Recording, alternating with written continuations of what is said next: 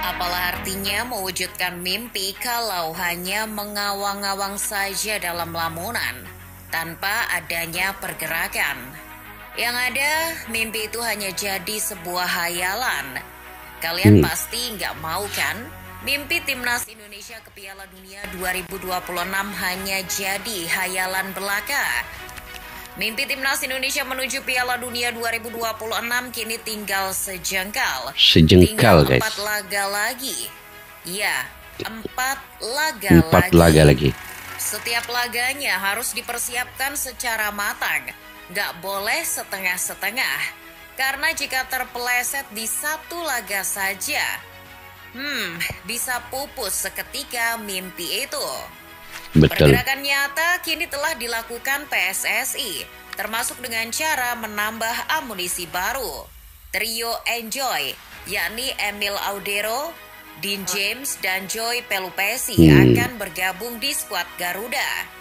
Dengan beberapa penambahan pemain tersebut, lantas bagaimana Patrick Kluivert meramunya?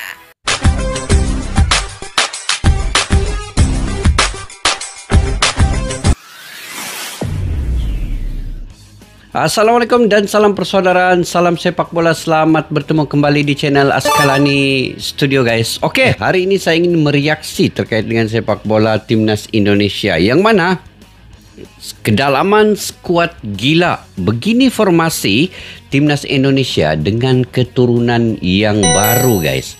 Jadi kalau melihat kepada situasi dan kondisi material setiap pemain yang ada dalam skuad Timnas Indonesia saat ini, skuad udah oke banget guys. Tinggal gimana Patrick Kluivert ngeracik strategi yang sesuai, dan mudah-mudahan dengan Kluivert sebagai pelatih komunikasi makin mudah untuk beliau berkoneksi dengan pemain-pemain. Jadi ini sebenarnya beliau tidak kesulitan ya dengan bahasa. Jadi sebab itu beliau ini dipilih oleh Bapak Erick Thohir karena dari segi komunikasi itu sangat cocok, dan juga beliau memang sudah faham cara permainan ala-ala Eropah Belanda, karena kebanyakan pemain Timnas Indonesia ini semua daripada Belanda guys. Jadi apapun, kita mendoakan semoga waktu lawan Australia nanti sebenarnya Indonesia perlu mencuri poin di situ. Tidak kira lah dia 1 poin atau 3 poin, yang penting ada poin. Karena kalau melihat Indonesia lawan Australia di GBK kemarin, saya sendiri menonton di stadium GBK itu, memang banyak lagi perlu diperbaiki. Indonesia kalah dari segi fizikal, kelajuan, mungkin stamina, tetapi kali ini Indonesia benar-benar sudah kayak level timnas Piala Dunia. Jadi itu yang saya nggak sabar guys, melihat perlawanan di antara Indonesia dan Australia. Oke, tanpa basa-basi, yuk kita simak dulu video ini.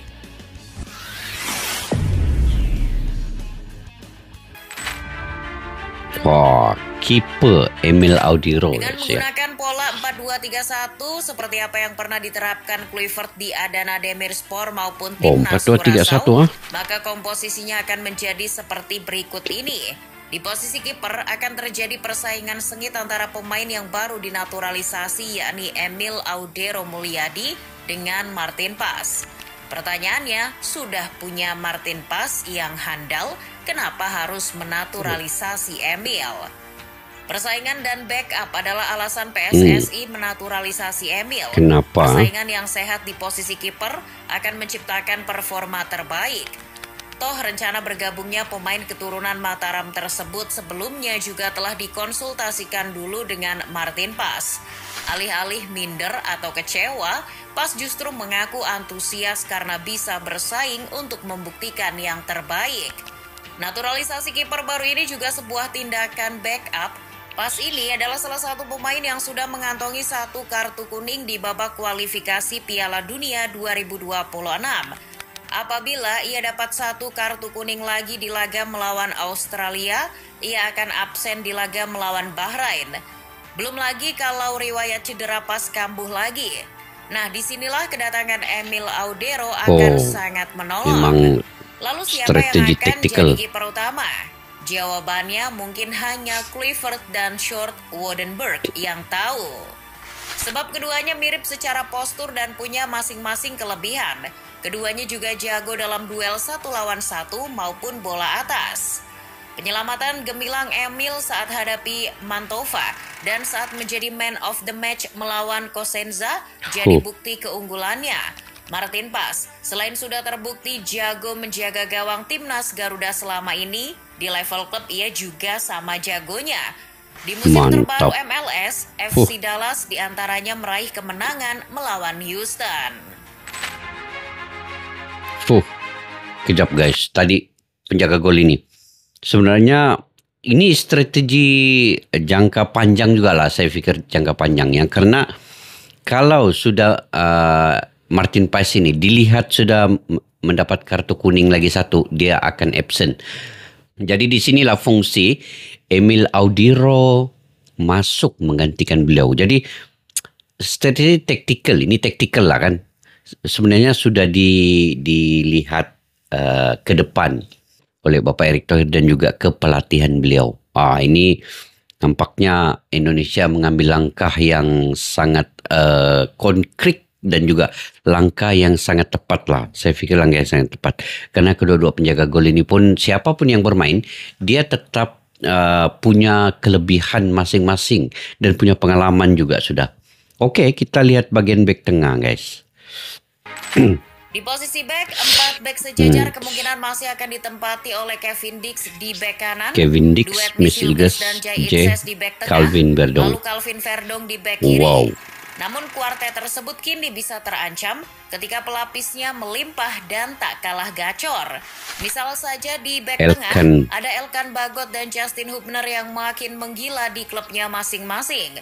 Justin Hubner bersama Wolves U21 kini selalu jadi starter dan bahkan dipercaya menjadi kapten. Banyak pilihan guys. Kesulitannya sudah terbukti ketika Wolves U21 mampu menumbangkan tim seperti Manchester City U21 maupun Tottenham Hotspur Manchester U21. City pun dikasih kalahkan oleh Elkan Wolves. Bagot juga sama jagonya dengan Hubner. Ia selalu tampil sebagai starter di Blackpool.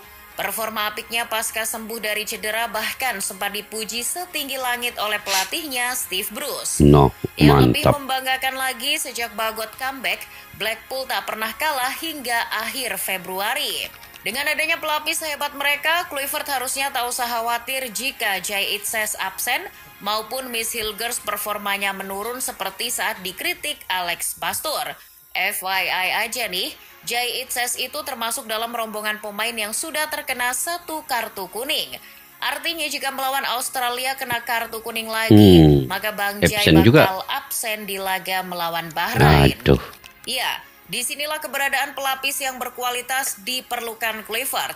Oh ya, jangan lupakan juga Rizky Ridho. Meski performanya menurun bersama Persija, ia juga bisa jadi salah satu opsi pelapis pilihan Kluivert. Ini Kevin Dix, bek sayap kanan. Kalau di bek sayap kanan, tempat utama harusnya masih jadi milik Kevin Dix. Pemain yang dijuluki Penal Dix itu performanya di Copenhagen makin gacor. Makin gacor juga guys ya. Bahkan mampu meloloskan timnya ke 16 besar UEFA Conference League. Kevin Dix jangan dianggap hanya hebat ketika jadi algojo penalti saja. Lihat juga asis-asisnya yang memanjakan striker, Baktren Alexander Arnold. Mantap antaran. Sebagai pelapis ada Sandy Walsh yang tak kalah jago. Rekrutan baru Yokohama Marinos ini juga siap mengancam Kevin Dix. Performa debutnya di Liga Jepang bahkan dipuji habis oleh pelatihnya Steve Holland. Selain Walsh, masih ada juga pemain Port FC Asnawi Mangkualam yang bisa jadi opsi kedalaman skuad jika diperlukan.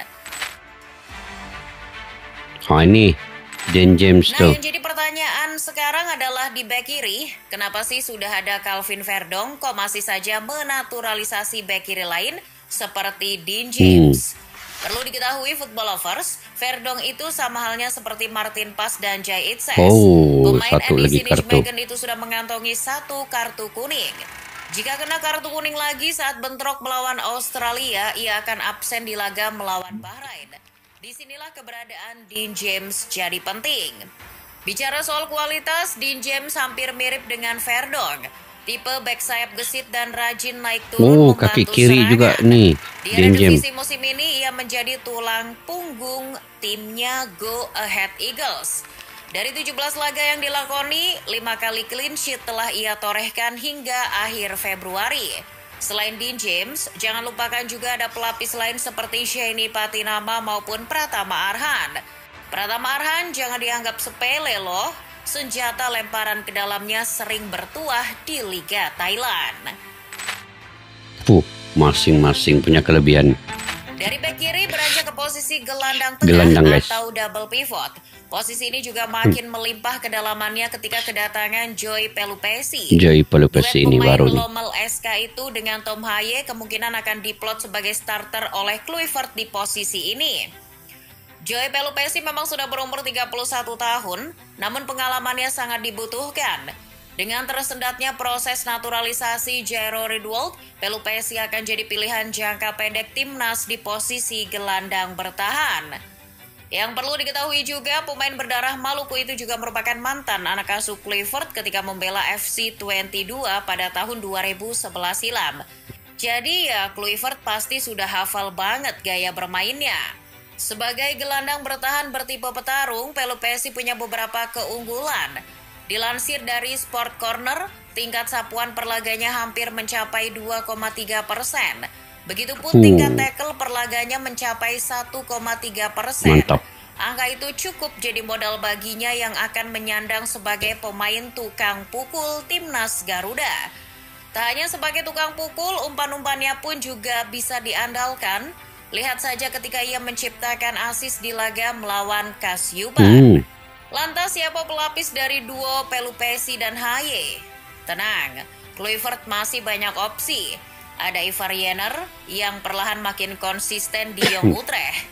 Tak hanya Jenner, Nathan Choaon maupun si preman Justin Hubner juga bisa ditempatkan di posisi tersebut bila diperlukan.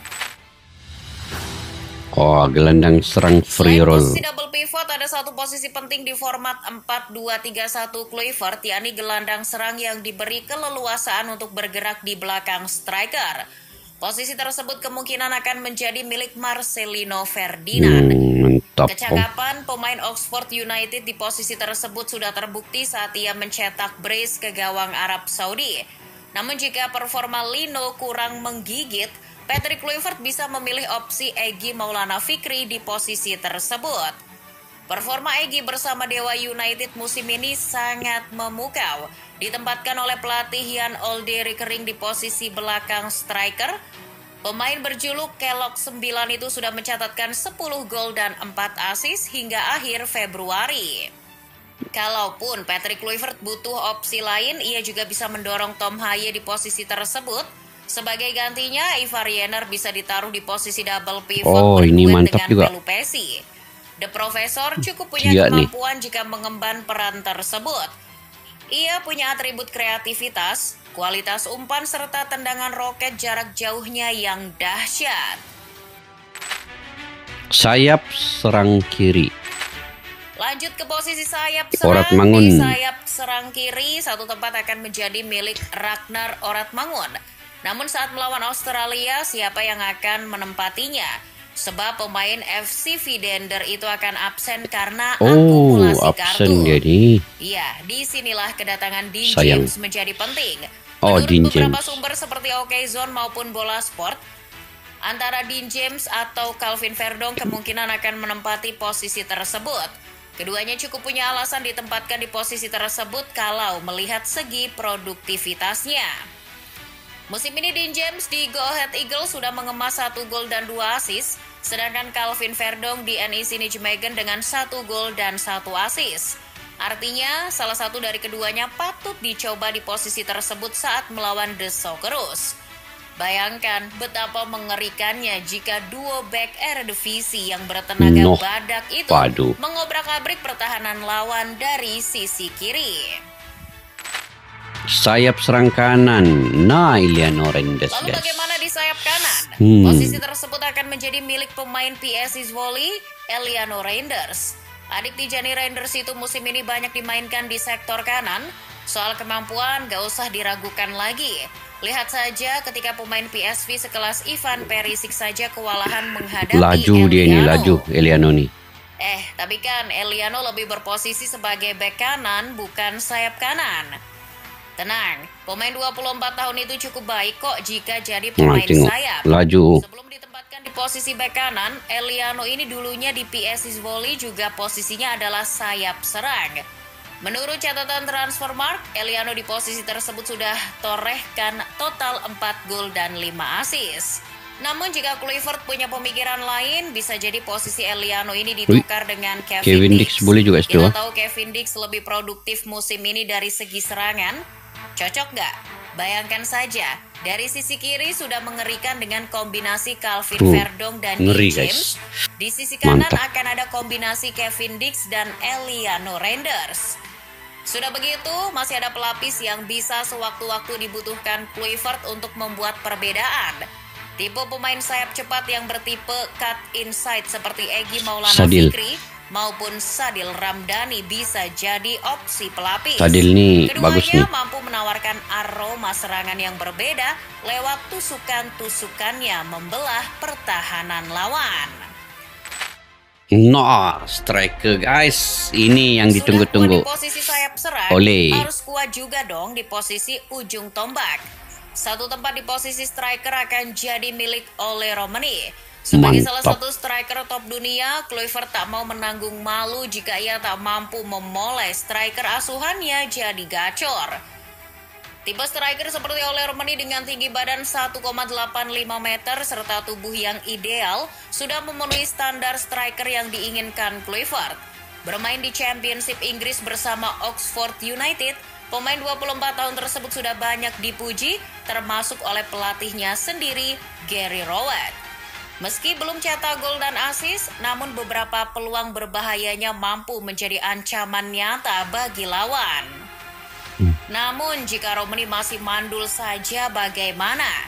Sebagai alternatif masih ada striker macam Ramadan Sananta yang kini makin tajam bersama Persis Solo. Ada backup secara striker. Postur, ia juga nggak kalah jauh dengan Romani. Sananta bahkan sudah menyebut sendiri tak takut bersaing dengan Romani di posisi ini. Kalaupun tidak dengan Romani maupun Sananta, Kluivert bisa memasang ini Rafael Struijk guys. Striker palsu. Meski performanya masih menurun bersama Brisbane Roar, El Klemmer tetaplah El Klemmer. Ia bisa tiba-tiba mengejutkan seperti saat ia mencetak gol melawan Bahrain. Atau bisa jadi, kalau masih di posisi mengejar ketertinggalan atas lawan, bisa mantap ini kali. Diduetkan bersama Struijk maupun Sananta. Padu. Oke guys, makin tidak sabar mau tengok, menonton, melihat perlawanan timnas Indonesia melawan Australia nanti. Dengan kedalaman skuad sebegini guys, Indonesia ini selevel timnas Piala Dunia ya yang lain. Ini kayak Jepang, Korea. Dari segi nilai pasar pun Indonesia sudah jauh meninggalkan tim-tim ASEAN lain. Apatah lagi tim-tim besar Piala Dunia pun sudah ditinggalkan kayak Bulgaria, Arab Saudi dan lain-lain. Australia pun tinggal jauh dari segi nilai pasar. Jadi kalau melihat kepada materi pemain ini, tidak mustahil Indonesia ini memang bisa ke Piala Dunia 2026. Ini kita doakan sejalan dan tinggal lagi Patrick Kluivert ini ngeracik strategi yang paling sesuai, yang paling cocok dengan timnas Indonesia ini. Kalau dari segi penjaga gol, sudah ada 2 penjaga gol, Martin Paes, Emil Audiro, punya pengalaman yang bagus, yang luas, punya pengalaman di Eropa yang sangat baiklah, karena mereka ini sudah pernah berhadapan dengan Lionel Messi, Cristiano Ronaldo. Begitu juga di bagian lini tengah, back itu cukup banyak pilihan ya. Bang J, Kevin Dix, Rizky Ridho, siapa lagi? Justin Hubner. Elkin Bagot ini memang belum lagi lah dipanggil kan. Lagipun dia masih fokus ke klubnya Blackpool. Siapa lagi? Jordi Amat. Di situ ada Sandy Walsh, Shani Patinama. Banyak pilihan guys. Dan kalau di gelandang tadi, pemain baru Joel Palupasi dan juga Tom Haye. Calvin Verdong ini dia bisa main di lini belakang tadi ataupun main di sayap kiri juga bisa. Itu Dian James juga bisa untuk menggantikan beliau. Dan begitu juga di bagian lini serang. Sudah ada Oli Romini, Orat Mangun, Rafael Strik, Ramadan Sananta yang semua ini perform di klub masing-masing.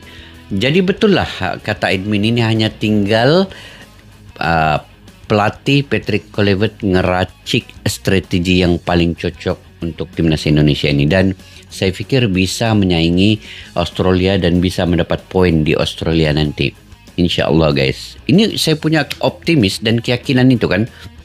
Rasa-rasanya Indonesia bisa ada kejutan lah di Australia nanti. Kejutan. Tidak kira lah menang 1-0 kah, 2-1 kah. Yang penting Indonesia ini bisa mencetak gol ketika di Australia nanti. Jadi bagaimana menurut pandangan kalian guys terkait dengan formasi timnas Indonesia ini dengan pemain-pemain amunisi baru ini? Kalian komentar di ruang kolom di bawah. Sampai kita jumpa lagi. Assalamualaikum warahmatullahi wabarakatuh. Bye-bye. Askalana Studio untuk kita channel yang bereaksi tentang apapun yang ada di Indonesia, channel YouTube dari Malaysia di Askalani Studio. Jika mau tahu tentang Indonesia, ayo like and subscribe channel kami Askalani Studio. Askalani Studio.